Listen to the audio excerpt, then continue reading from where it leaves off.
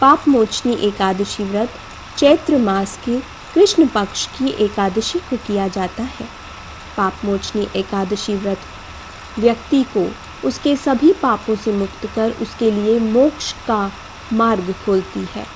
इस एकादशी को पापों को नष्ट करने वाली एकादशी के रूप में भी जाना जाता है।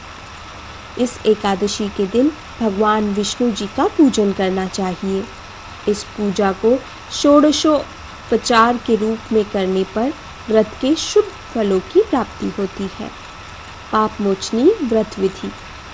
एकादशी व्रत में श्री विष्णु जी का पूजन किया जाता है। पाप मोचनी एकादशी व्रत करने के लिए उपवासक को इससे पूर्व की तिथि में भी सात्विक भोजन करना चाहिए। एकादशी व्रत की अवधि 24 घंटों की होती है, इसलिए इस व्रत को प्रारंभ करने से पूर्व स्वयं को व्रत के लिए मानसिक रूप से तैयार कर लेना चाहिए। एकादशी व्रत में दिन के समय में श्री विष्णु जी का स्मरण करना चाहिए और रात्रि में भी पूरी रात जागकर श्री विष्णु का पाठ करते हुए जागरण करना चाहिए। व्रत के दिन सूर्योदय काल में उठना चाहिए और स्नान आदि सभी कार्यों से निवृत्त होने के बाद व्रत का संकल्प लेना चाहिए। संकल्प लेने के बाद भगवान विष्णु की पूजा करनी चाहिए।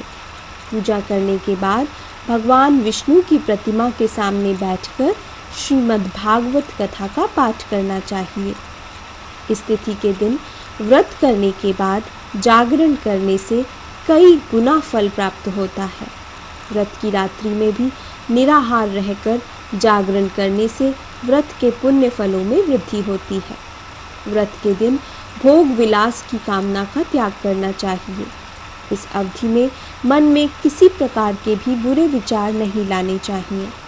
व्रत करने पर व्रत की कथा का श्रवण अवश्य करना चाहिए। एकादशी व्रत का समापन द्वादशी तिथि के दिन प्रातः काल में स्नान करने के बाद भगवान श्री विष्णु की पूजा करने के बाद ब्राह्मणों को भोजन व दक्षिणा देकर करना चाहिए। यह सब कार्य करने के बाद ही स्वयं भोजन करना चाहिए। पाप मोचनी एकादशी व्रत कथा। प्राचीन समय की बात है, चित्ररथ नाम का एक वन था। इस वन में गंधर्व कन्याएं और देवता सभी विहार करते थे।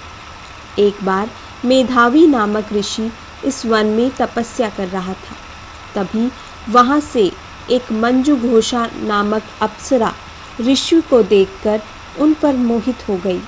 मंजू घोषा ने अपने रूप, रंग और नृत्य से ऋषि को मोहित करने का प्रयास किया।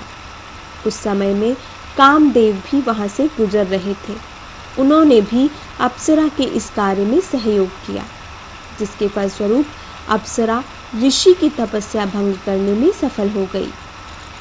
कुछ वर्षों के बाद जब ऋषि का मोह भंग हुआ तो ऋषि को स्मरण हुआ कि वे तो शिव तपस्या कर रहे थे।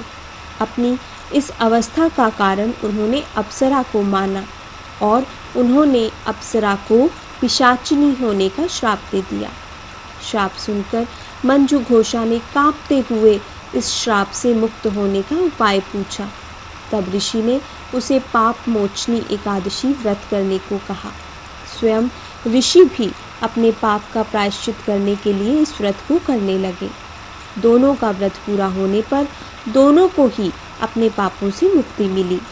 तभी से पाप मोचनी एकादशी का व्रत करने की प्रथा चली आ रही है।